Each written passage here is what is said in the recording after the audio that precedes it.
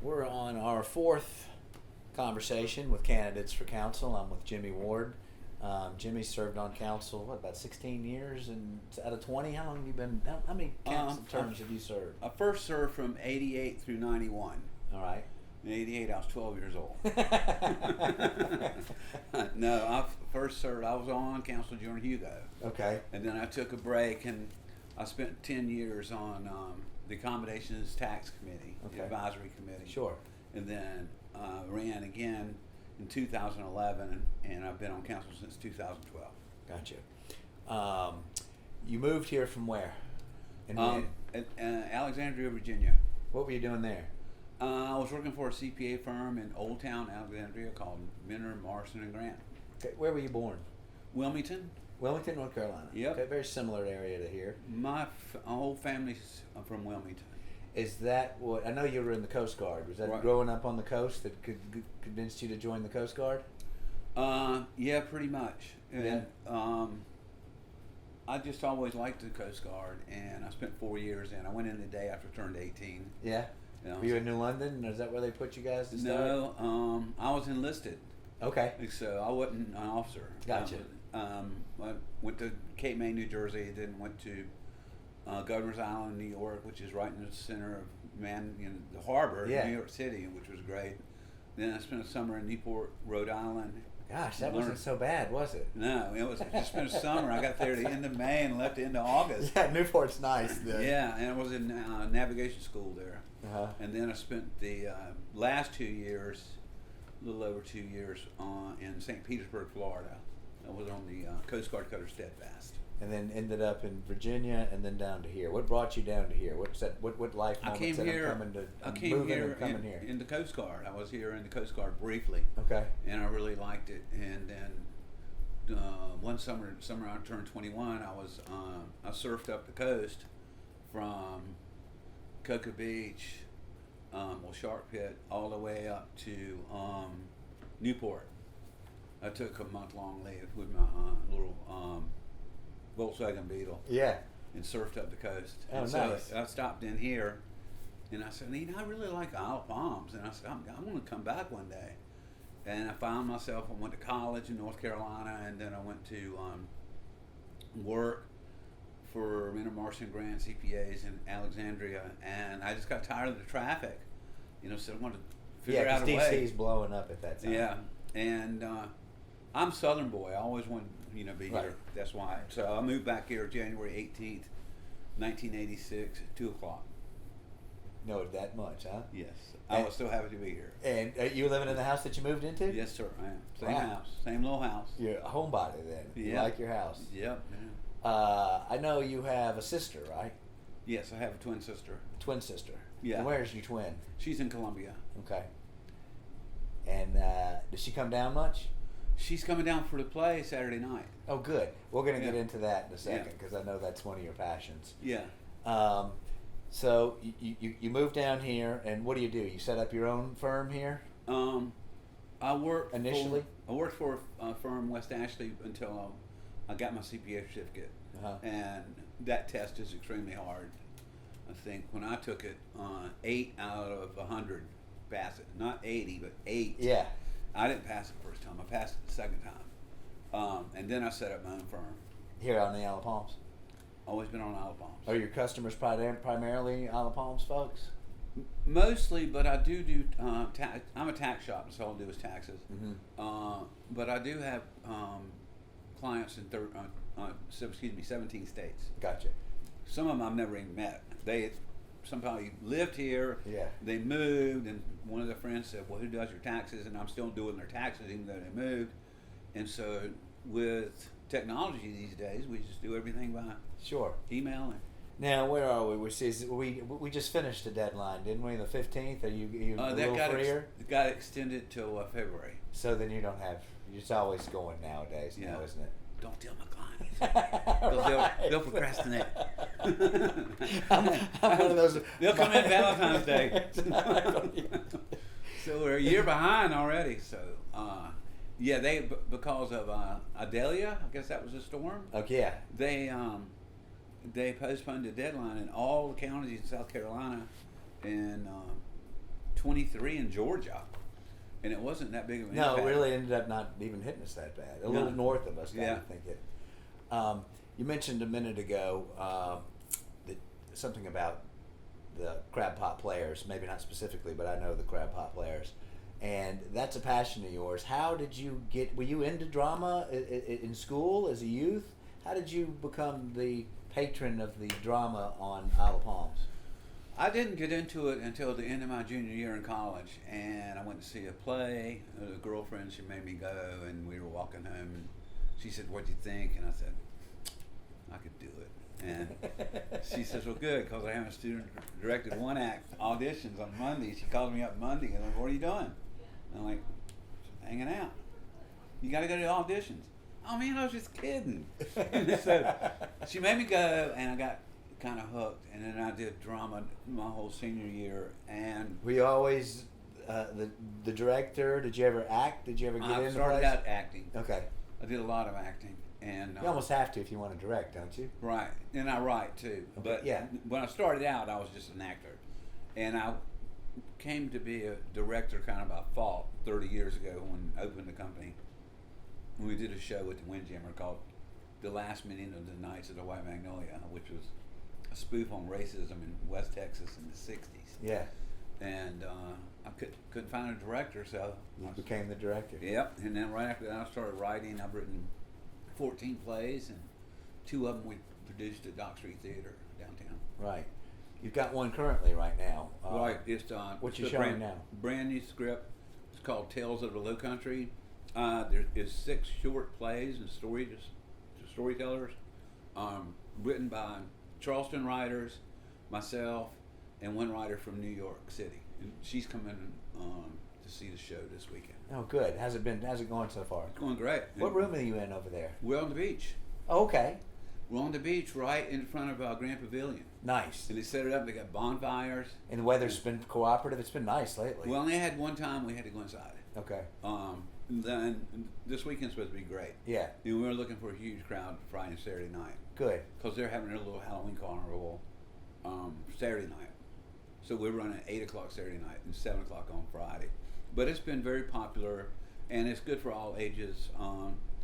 The one I wrote is about pirates. Right. And the kids love that. Yeah, they do. You know, we have a good time with that. And the writers of some of the other shows are also performing. And are they all fanciful stories, or are they based in any truth, like your pirate stories? Is it? Because we have a big pirate influence on these. Right. My pirate story is half true. Okay. I want to ask what happened. Yeah. But this is to come comedic piece. Yeah. And we have like 2 history stories about unique things about Charleston, like the history of the pineapple. It's very interesting. Yeah. And then we have 2 other stories about Blackbeard and also Annabelle Lee. There's a companion piece of Annabelle Lee that's written by my friend in New York that's closed the show that is very dramatic, and everybody really likes it. So you're gonna do. You're gonna finish this play. Do you have your next one lined up already? Do you stay one ahead? And I used to always do a kids production. Are you gonna do a kids production again? Probably. I love working with kids because they're so energetic. Yeah. And you know That could be good or bad. But yeah. I remember you guys did. Gosh, was it Peter Pan or something years ago? Yes. It was great. Yes. I'm sure it was hard though. It was really with hard. herding cats. It was really hard. But we've done Alice in Wonderland. We've done The Wizard of Oz. Yeah. A couple of times, and that's one of my favorites because I really like to watch to make that witch disappear. Right. I had people sitting 10 feet away from her, and they come up to me after the show and like, "How did you do that?" Like, I can't tell you. Yeah. We have a lot of fun. So besides the drama, what else is? What would you say is another passion of yours? You a sports fan? You don't play golf, do you? No, I don't play golf. I don't either. I follow college sports. Who's your team? I think North believe you're a Tar Carolina. Heel. Yeah, I didn't think I had to Tar ask. Heels. Right, big It was time. supposed to be good this year. Yeah, they had a little. Football's been doing surprisingly well. They had a little letdown last weekend Against Virginia. Who would have But thought? the Tar Heels are going to Atlanta this weekend to play Georgia Tech, and they have a poor record playing Georgia Tech in Atlanta. Yeah. I think they're like 8-20. It's kind of amazing though. They've had two great back-to-back quarterbacks. And Right. It's not normally known as a great quarterback school. It's more Right. known as a point guard or a small forward school. Yeah, yeah. So How's the basketball going to be this year? I think that we're preseason picked like 17th or 18th. Last year was totally disappointing. Sure was. I expected they started out number 1 or 2. I Number believe. 1. Yeah. Number 1. They were number 1, and they just let it get away from them. Yeah. I think they were something crazy, like 18-10. Yeah. They didn't make the tournament. Yeah, which is insane You know? for the talent level. You're right. But yeah, that and I enjoy my work with the city. I love volunteering with the city. What I like to do is I like to see everybody get along, and I like to work on projects that help the entire city, like the lights at the front beach. Well, I'll get you. We'll go into that. I want to ask if we're going to start going into this is actually for an election that's happening November 7th, and Right. the predominant issue, unfortunately, that's caused a little bit of discourse on both sides, is the short-term rental issue. Where do you stand on the short-term issue, and why to our audience do you feel that this is the best stance for you? Well, I'm against the cap Mm-hmm. at this point. I feel like the issue has been manufactured for over 20 years. The rental license applications have been pretty much flatline, just flatline. And then 2 years ago, some people said, well, we need to have a moratorium and put a cap in place. And so the license applications went skyrocketing. Mhm. Of course they did, because people were just trying to protect their property rights. And now they say, look, we got a problem. And so I just don't believe in messing with a man's property. And I mean, some of them, they have some kind of rather absurd arguments. They're saying, well, you know, you can't have a beauty salon in your house, and you can't have a tackle shop or whatever. And that's true. That's kind of silly to me. Nobody wants to do that. I'm just talking about the quiet enjoyment of your house without the government telling you what you can and what you can't do. Mm-hmm. And I'm very conservative financially. I'm very concerned about what's going to happen to property values. There's been some debate about what has happened in Folly Beach, and there's two sides of the story there. But my position is real estate is extremely fickle, and it's subject to change at just a moment's notice for a lot of different reasons. And I don't think the government should be messing with that market. Sure, we don't want to be overcrowded with short-term rentals, but a lot of the rentals, about 400 of them, are just dormant. Mm-hmm. People have got the license to protect their property rights, but they have no intention whatsoever ever renting out their house, and that's included in that total of like 1,800. I don't have one, and I'm not going to get one. Mm-hmm. I think it's an additional tax Mm-hmm. to me on my property. I just got my property tax bill yesterday, and it was $214.76 for the Isle of Palms portion only. Mm-hmm. And for that, I get great police and fire protection, Mhm. garbage pickup, great rec department, Mhm. great marina, and just a wonderful place to live. And if I were to get a short-term rental license, it would cost me $450 more. So that means my property taxes, it's a fee, but I call any time the government's got their hand in my pocket, I call it a tax. Right. Because I don't have any more. Right. And so my tax effectively goes up well over 100% from the $214. And like I said, I have no plans to ever, but I would like to have that option. I think the referendum, as it's crafted, takes away your options of like what you can do. Maybe when you get to be my age, you want to take off for like 3 months and go tour Europe. Uh-huh. And Rent your house. rent a house, it'd help you with expenses. Let's say you got sick and you had to go in an assisted living. I have several clients that are in there, and they're paying $8,000 a month plus. Yeah, You I'm know, in that situation. So now. what if you could rent your house out and help offset those expenses? The referendum, as it's crafted, takes away those options. And there's other cases there I won't bore you with, but That's why. Now, you've been involved for a long time, and you know that this short-term rental issue will go one way or the other, and then things will continue. We'll have issues. We'll have other issues. What's something else that the voters should be paying attention to that's not getting the same kind of coverage as this short-term rental issue? This short-term rental license is taking on a life of its own. Right. It'll be over, hopefully. Couple weeks. Yeah, November, the night of November 7th. Hopefully, it'll be over with. There's so much going on. The city's in great financial shape. We have a little over $41 million in the bank, albeit a lot of that's restricted for future projects. Mm-hmm. But this time last year, we had $32 million in the bank. So we're putting away $9 million, and a lot of that in the budget has to do with the short-term rentals and the tourism revenues that come in. I think some people overstate the how much it is, but I do know because I'm a CPA, right. as you know, and that for the last year that was audited, June 30th, 2022, the 4% and 6% property taxes, all the property taxes, real property tax, vehicle tax, equipment tax. If you have something in your office, Mm-hmm. the revenues, that was 21% of the budget. The other 79% comes from a lot of other sources, Sure. and a lot of that is short-term rentals. But some people try to simplify it. It's much too complicated. There's like licensing fees and intergovernmental transfers, and is a little bit, a couple $100,000, but it is a substantial portion of our rev. A lot of things that we have, if we didn't have the short-term rentals, or we mess with it too much, we wouldn't have. For instance, the new pickleball court and the refurbished basketball courts that are very popular. It's hard to go by there without seeing the Pickleball's everywhere. Pickleball is packed and people Yeah. are waiting. Even when it's 90 degrees out there, some Right. people play. Yeah. That project was $225,000. $200,000 of it came straight from accommodations tax.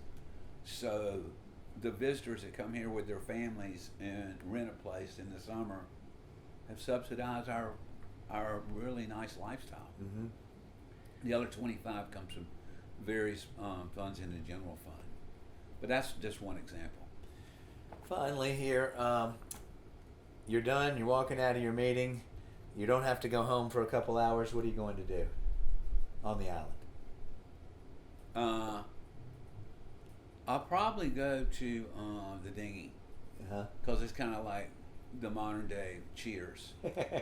Everybody knows everybody, Right. and those guys. It's been a labor of love, but I think they've been open like 9 years. And when Feels like it. If I first went in there, none of them were registered to vote, and now they're all registered to vote. They're all. I'm like, they want to complain. I'm like, you have no right to complain unless you vote. Well, that is true. And so I got them all to vote, and that's all they're talking about these days. So it's really kind of a lot of fun.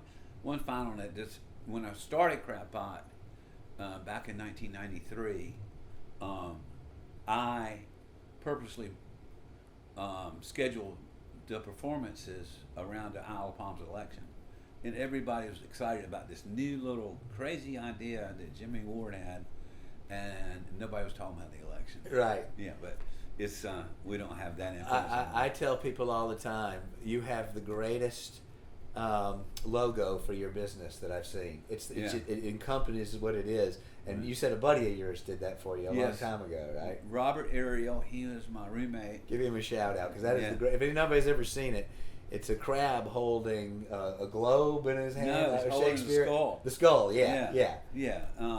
You're right. Yeah. How well I knew that. Yeah, it's so good. That was my roommate, Robert Ariel. He's an editorial cartoonist. He's syndicated. He's out of Camden now, but he was. So he was a talented guy already. He just wasn't a random guy that did that. No, he's very talented, and I just talked with him 2 days ago. We're still good friends, and when I opened the company, I said, I'm kind of looking for a logo, and so that's back when everybody had a fax machine. Yeah. And he was going, yeah, okay, yeah. And he goes, is your fax machine on? In like 5 minutes, and he drew it, and he goes, what do you think? I think it's perfect. Yeah. And he says, well, we can alter it. It's like, no. No, and like just last year, he said, well, do you want to update it? I mean, why do you want to mess with perfection? Everybody loved that logo. Yeah, anybody that knows anything about the Shakespeare, the play, the Right. drama would can appreciate it. Yeah. Anything else you wanted to tell anybody that's watching this right now? I love the Isle of Palms. I love the people there. I'm hoping after this election that we can turn down the volume a little bit, and let's go back to being a little more of a take care of each other and peace in the neighborhood. Yeah. There's no, I don't really like all this angst and everybody and each other. No, I don't think anybody does. Really. I don't like it, and it's just we live in paradise. I don't know why we can't be happy. We do. Yeah. Yeah. And I appreciate the opportunity. Thank you. Man, I'm glad you came in. I Yes, really sir. am. Thank Great. you. Yeah.